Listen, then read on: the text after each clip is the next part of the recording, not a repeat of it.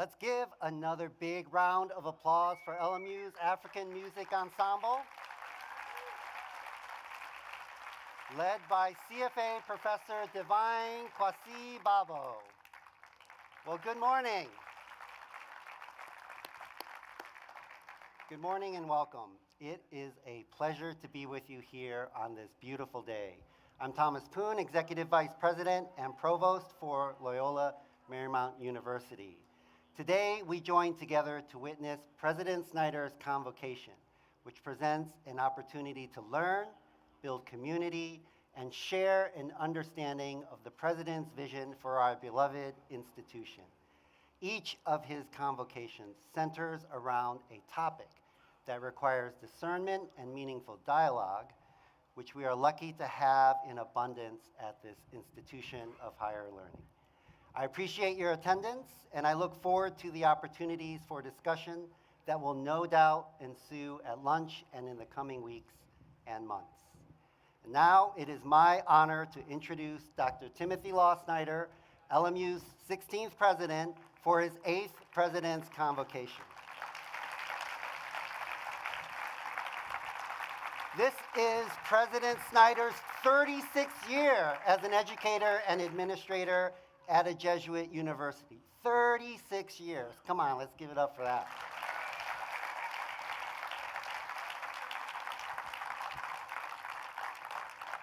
During his career, President Snyder has held teaching and administrative positions at the Wharton School, Georgetown, Fairfield University, Loyola, Maryland, and the Berklee College of Music. President Snyder's professional, intellectual, and creative pursuits are extensive, and he is an active musician and frequent contributor to creative works put forth by the university, from the annual university Christmas card to the upcoming Anima Mundi presentation we're all anxious to see to celebrate our Loyola Marymount merger. President Snyder was inaugurated in 2015, and since then has provided bold leadership and guidance for our university.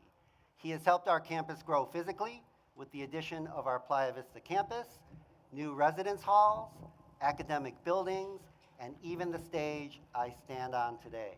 He has led us through the process of becoming a Carnegie R2 institution with high research activity, bolstering our academic reputation and raising awareness of our outstanding faculty who are proud to call themselves teacher scholars.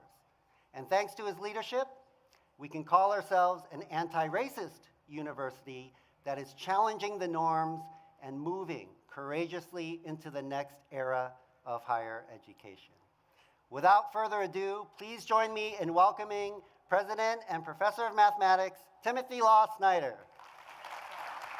Good luck, Tim. Congratulations. Thank you, Executive Vice President and Provost Poon. How about a round of applause for Thomas Poon? Thanks, Tom. We welcome today members of the Board of Trustees, Chair Paul Viviano, Michelle Dean, Sister Mary Janino, RSHM, Sister Marianne Hepper, CSJ, and Reverend Eddie Siebert, SJ. From our Board of Regents, Chair Michael Gavinia, Vice Chair Stephanie Younger, Chris DeVirgilio, Channing Lindsay, Quinn O'Donnell, and Raul Salinas. We welcome Executive Vice President and Chief Operating Officer Rosemary Ray, LMU senior leaders, academic deans, LMU students, faculty, staff, Sisters of St. Joseph of Orange, Religious of the Sacred Heart of Mary, Jesuits, all on their 50th anniversary, interfaith leaders, alumni and friends, representatives from the offices of Congressmember Ted Lieu and LA City Councilperson Tracy Park, Convocation Committee, student workers, they deserve a round of applause, student workers, and LMU's African Music Ensemble led by Professor Divine Kwasi Babo and producer John Flaherty. Thank you for that exhilarating performance, rendering each of us speechless.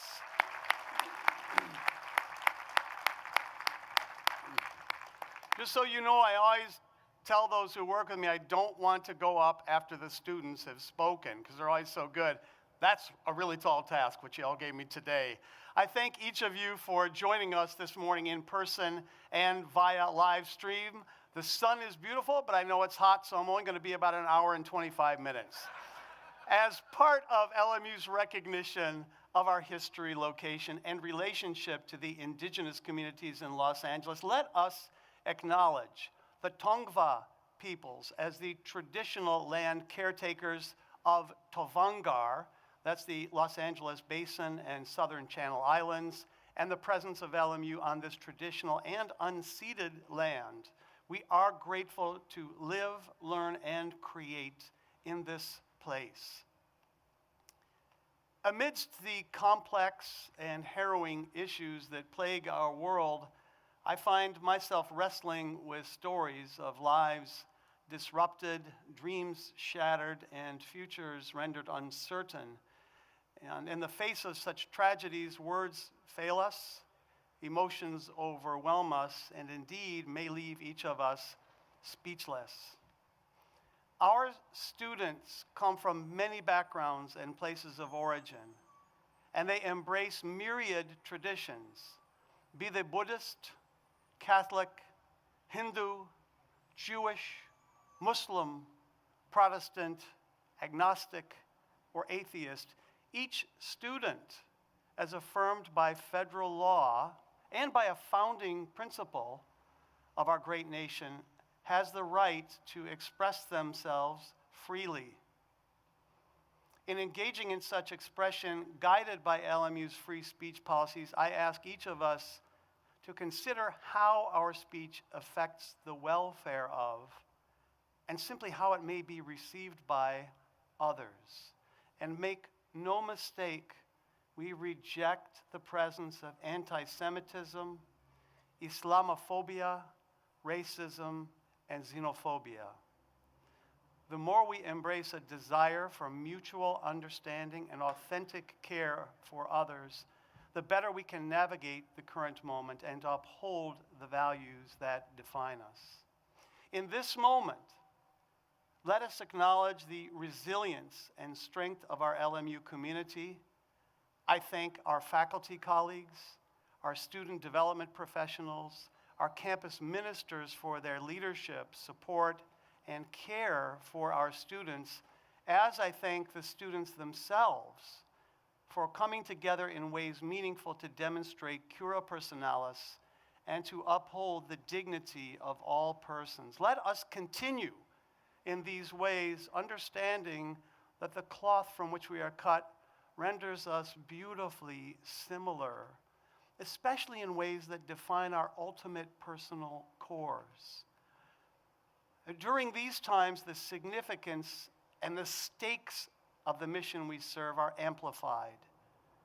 As we navigate tumult, today I invite us to affirm core values that not only anchor our institution, but also help fortify the foundations of our democracy. So with our mission and values as our framework, let us dig into today's topic, academic freedom. I will visit three dimensions of this freedom. First, the why that underscores the necessity of academic freedom. Second, the how we can safeguard and sustain academic freedom and thereby promote meaningful dialogue. And third, the duty to promote the learning and dialogue that LMU exists to ignite. So in order, the why, the how, and our duty. So why academic freedom in the first place? In speaking of academic freedom, let's begin with the purpose of education. Learning is not an escape from reality, but rather an engagement with reality, with truth. Higher education deepens and elevates this engagement. It creates critical and creative thinking. It cultivates intellectual, moral, and spiritual growth. Academic freedom supports this by creating an ecosystem where persons can engage in open inquiry, challenge prevailing ideas, and explore diverse perspectives. As new ideas are pursued with vigor, academic freedom enables lifelong learners to engage in self-directed learning, remaining intellectually active and adept at navigating new and unexpected phenomena. At LMU, we take this responsibility seriously, but at this moment, our future is at stake. The future of this university, of all universities, and ultimately of the open and democratic societies universities help sustain. The alternative to what we freely do is perilously close. Today, authoritarianism rules in Nicaragua. And this summer, it led to a government takeover of our sibling Jesuit university, the University of Central America, unjustly accused of being, of all things, a center for terrorism. This act, which included dismissing students, faculty, and staff, and the expulsion of Jesuits from their residence, exhibits a danger that lies at the end of the authoritarian highway. It took centuries for Catholicism to commit fully to the vitality of free inquiry, but when our founding orders and their visionaries, Reverend Casasa, S.J., and Sisters Raymond McKay, RSHM, and Mary Felix Montgomery, CSJ, came together to create Loyola Marymount University, a new Catholic understanding of academic freedom had emerged. At their heart, our founding orders share a heritage that commits to meaningful dialogue and the academic freedom that promotes such dialogue. Their legacy emboldens us to stand firm against the threats authoritarianism encroach upon academic freedom. But as we have learned, we cannot take anything for granted. Threats to academic freedom are by no means restricted to overtly authoritarian regimes. In Florida, academic freedom is being dismantled by state policies and practices that cancel the foundational principles of our profession. Governor Ron DeSantis' calculated political attacks on higher education are setting treacherous precedents, undermining democratic values, American values, taking a wrecking ball to Florida's educational institutions and its future with them. As I noted in my op-ed in the Miami Herald earlier this year, these actions are not only wrong-headed from the start, they are also futile.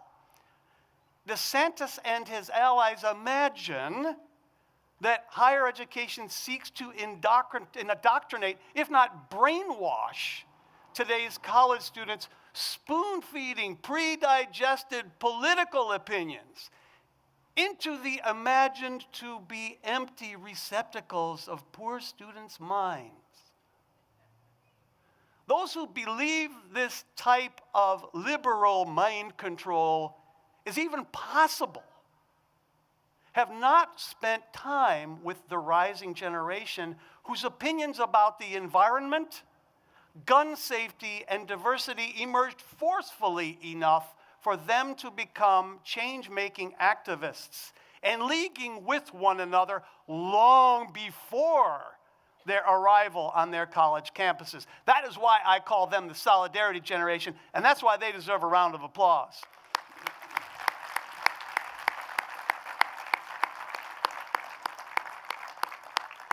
Nor is the assault on foundational American freedom limited to Florida.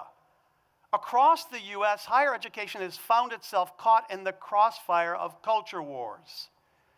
In this context, we see a tendency to weaponize essential freedom of thought for political ends, wreaking havoc on the truth in the name of the truth, and manipulating it to serve narrow interests over the common good.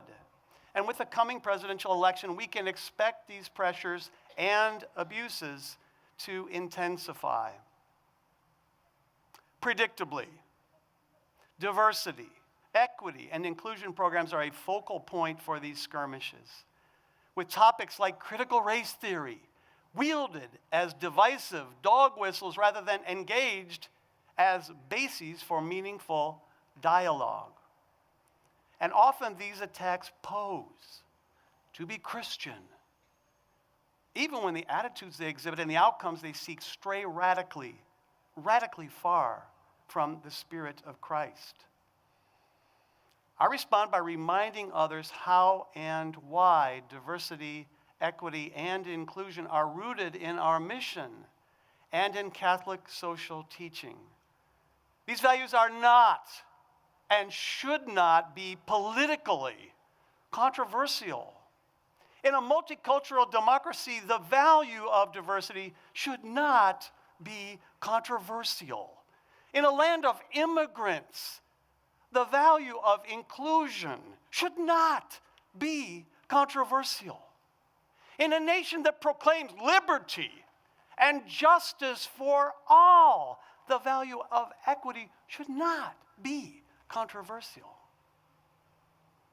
These values may be challenging to conceptualize and challenging to realize, but they should never be something that divides us at the level of fundamental principle.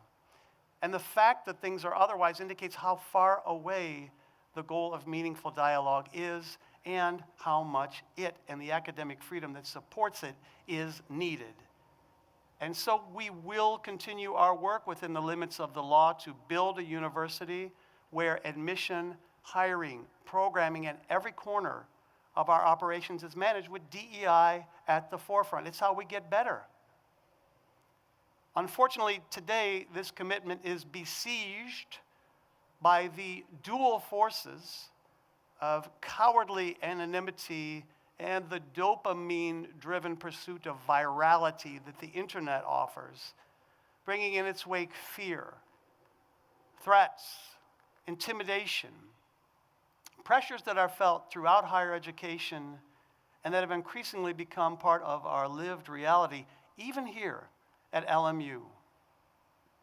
Which leads me to part two. This will be the longest of the three. How then do we protect academic freedom in this time? These are days in which, as Professor Cheryl Grills recently observed, our very humanity is on trial. Our approach must encompass two fronts, one institutional, the other individual. So I'm going to share 5 elements that we can employ. 4 will be institutional, the 5th individual. As we respond to threats to academic freedom, our strongest platform is ensuring that our structures of shared governance are aligned with our understanding of why academic freedom is indispensable to our educational mission. Our practices of shared governance originate in part from the need to protect academic freedom.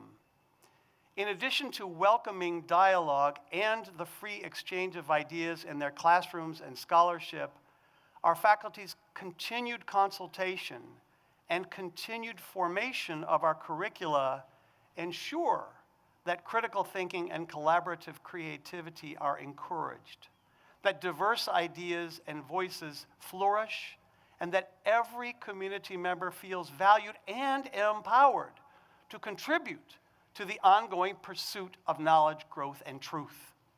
I thank Faculty Senate President Leon Wiebers, along with Staff Senate President Lisa Jackson, and their respective Senate bodies for their collaboration in institutional discernment over the past year. They deserve a round of applause. Thank you. You see, with so many challenges posed from without, we need to seek within every possible way to work together collegially and constructively. So, shared governance and collegiality represent what I'm calling element 1. For element 2, Our faculty help ensure that in a world featuring an incessant demand for specialized skills, LMU upholds the value of a well-rounded education. That is, one grounded in the liberal arts. Liberal arts education instills a deep-seated appreciation for the breadth and the depth of human knowledge and experience, seeking to survey all that we have known and accomplished, while promoting ways of thinking, critical thinking, encouraging empathy and understanding, and cultivating a lifelong love of learning. Students formed by meaningful dialogue about philosophy, theology, history, literature, and the arts are better prepared to provide imaginative perspectives to the dialogues that impact their lives and their communities in this time and in the changing times to come. And this is true not just for philosophers and sociologists, but also for computer scientists, accountants, communications specialists, and storytellers. So many, too many institutions have let their budgetary concerns erode, if not dismantle, these pillars. These moves are solvent to the moment, but they corrode what makes our universities special. Please know that at LMU, no member of our community has even suggested that we even consider such a dismantlement. Why? We know what makes us special, and we know what makes us strong, and we're going to stick with it because it brings harmony to our universe.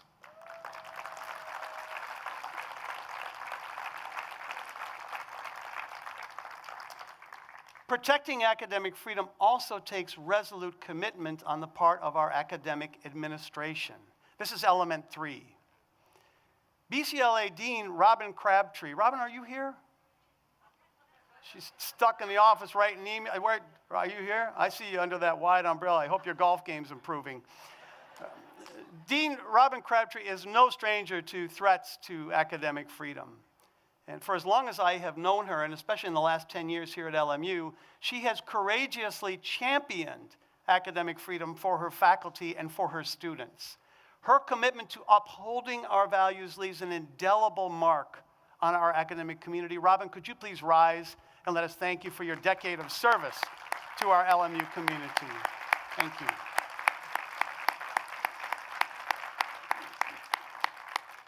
Threats are unfortunately too frequent. Scholars receive threats through email and social media platforms related to their research, even their research topics. And educators are silenced for preserving and presenting controversial ideas, many of which flow from classic works that some opponents of meaningful dialogue believe are better burned than learned.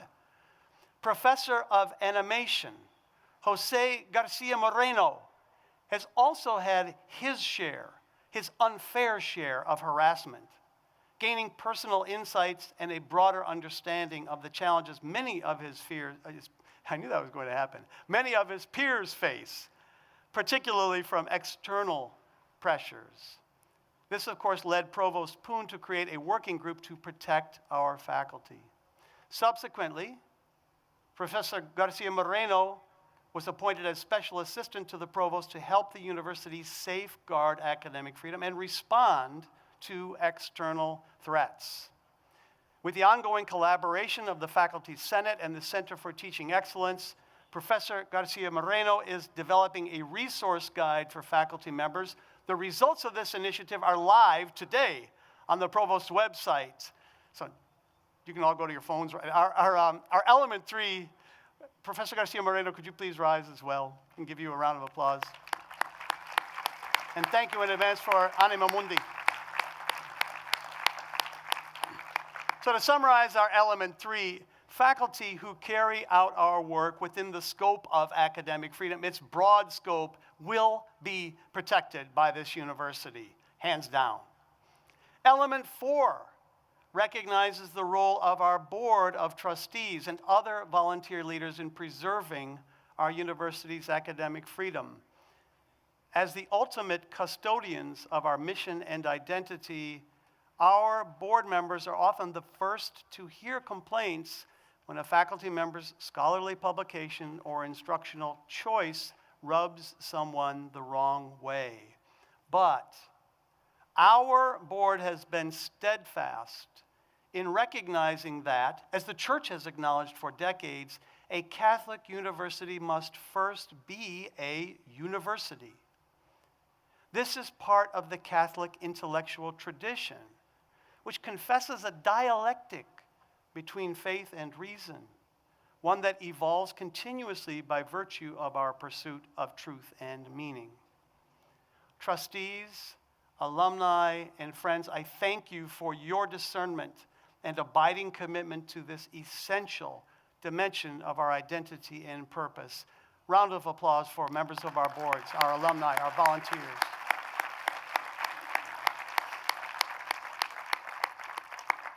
And this leads us to a fifth and equally vital element, and that's the necessity to change ourselves in ways that embrace discomfort. Discomfort, uncertainty are virtues because the complexities of life demand that we not leap to the ramparts of protective and easily satisfied conclusions, especially when they're prepackaged at times by persons seeking to manipulate our passions for their purposes. So as a thought experiment, let us imagine a polarized society. Try really hard, you might be able to imagine that, in which half of those who view the Mona Lisa are convinced she is genuinely smiling, and half are equally firmly convinced she is not. Such an entanglement would miss the beauty of this masterpiece, which, by the way, 80% of those who visit the Louvre go to perceive exclusively. They come not to argue, but to experience the joy of a portrait whose complexity invites uncertainty, invites discernment. Now, we can Mona Lisa-fy, dare we, ourselves in two ways. The first is be prepared to melt, at least in part during every conversation we have.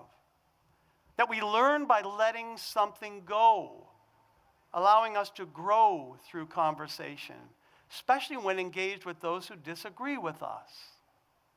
St. Ignatius supported this approach, noting that the most important form of freedom is being free from our own disordered attachments, thereby allowing us through discernment, through conversation, to choose the greater good. And we also must reconcile a tension implicit in our proclaiming to be an inclusive, welcoming university culture.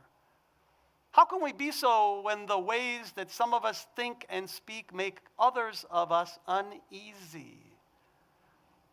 One thing a genuinely inclusive culture does is to distribute discomfort equitably. There have always been aspects of university life that have made members of minoritized or marginalized communities feel unwelcome. An inclusive culture, however, empowers them to give voice to that discomfort. And a side effect will be that some members, often the majority groups, may share in a new feeling of discomfort from which they've previously been protected.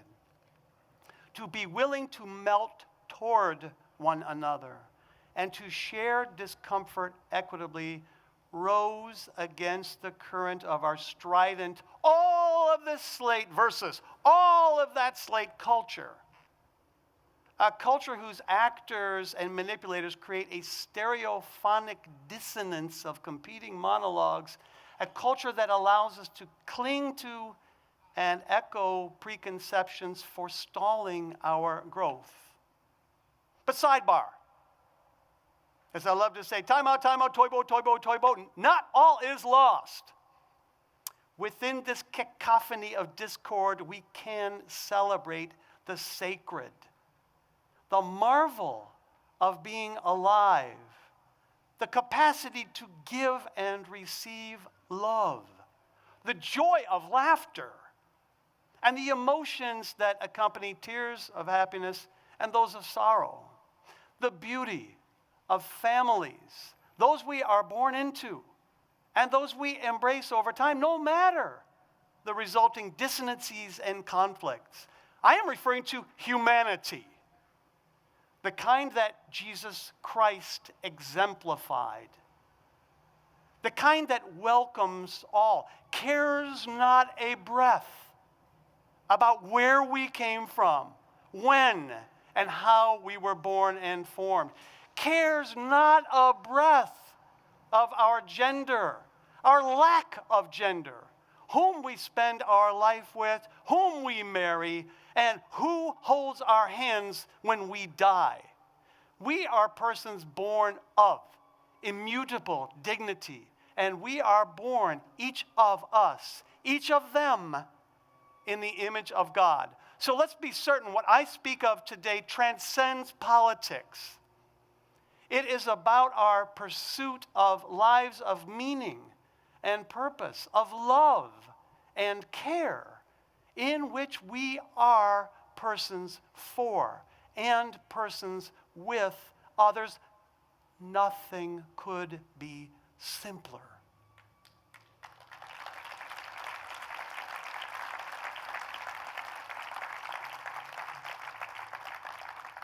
So to summarize this fifth element, let us indeed be prepared to melt in all we do through meaningful dialogue supported by academic freedom.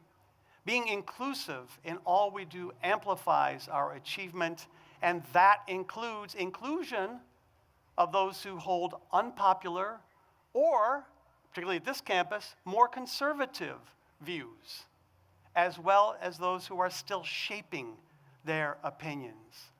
Let each of us, including our students, our vectors, they're right out there, our vectors for the greater good, help one another and the larger world see the value of accepting the need of and the joy in uncertainty, confusion, and suspended judgment. I turn now to learning and meaningful dialogue as moral duty. In Learning in Wartime, a sermon C.S. Lewis delivered to students at Oxford at the outset of World War II, Lewis noted that even amidst the most trying external circumstances, a life devoted to learning could not only be a blessing to many, but also for some a moral and social duty. For this LMU community, the duty to advance and extend the blessings of learning transcends our identities, transcends our roles, and binds us to a collective responsibility. In this sense, academic freedom is about more than safeguarding our rights as scholars and as students. It is about upholding a societal duty to ensure the flame of inquiry continues to ignite all imaginations and light our way. Indeed, the life of learning becomes a social duty precisely because it serves and sustains meaningful dialogue. At LMU, we engage reality rather than escape from it. We reflect, but also intentionally prioritize action. We invite multiple perspectives. We recognize their tensions. We conscientiously honor their values, embrace their conflicts, and seek to harmonize their enduring tensions. This is the spark that ignites a brighter world. The brighter world we imagine together is not a future without problems. We know that human challenges will continue to increase, as may non or partially human ones, like the recent arrival of AI in our personal and work lives. Ours is a future where we confront problems honestly, where we acknowledge and appreciate, celebrate nuance, where we encourage and celebrate the searching conversations that can solve such problems, where we are waiting, open, curious, willing to melt, saying always, all are welcome. To the faculty, staff, students, parents, families, alumni, board members of LMU, I thank you for your continuing pursuit of our mission, for being torchbearers of academic freedom and meaningful dialogue, for nurturing the compassionate minds and intelligent hearts necessary for our future's flourishing. Together, in collaboration, in love, and in mutual appreciation and respect, we can embody a way of life on this bluff and beyond, where the education we deliver empowers, enlightens, and yes, sometimes, often, leaves us speechless. Go Lions.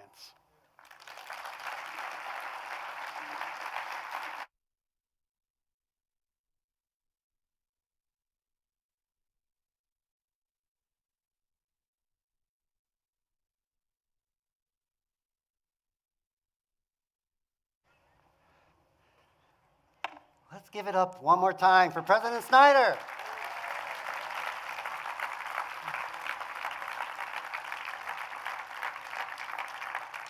As our ensemble sets up for one more musical piece, I'm here to tell you that you should never trust an atom if it tells you that there's a free lunch. You know why? Because atoms make up everything. But you should trust your provost. So please join us for an amazing, deliciously prepared and healthy lunch just a few steps away from Drollinger Stage, right outside of Xavier Hall on Xavier Lawn. Okay? There we can continue the discussion and just be in each other's company. Thanks everyone for coming. Have a great day.